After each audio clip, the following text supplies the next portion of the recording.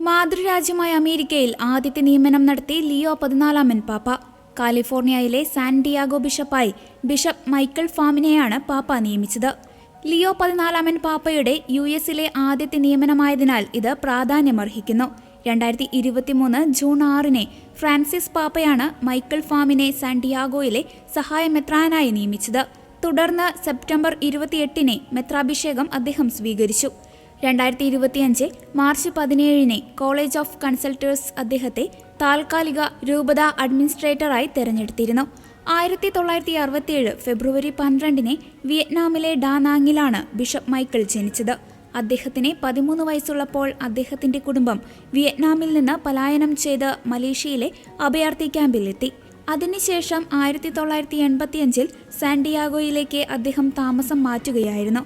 San Diego ഹൈസ്കൂളിൽ നിന്ന് ബിരുദം നേടുകയും തുടർന്ന് എയറോനോട്ടിക്കൽ എഞ്ചിനീയറിംഗിൽ ബിരുദം നേടുകയും ചെയ്തു.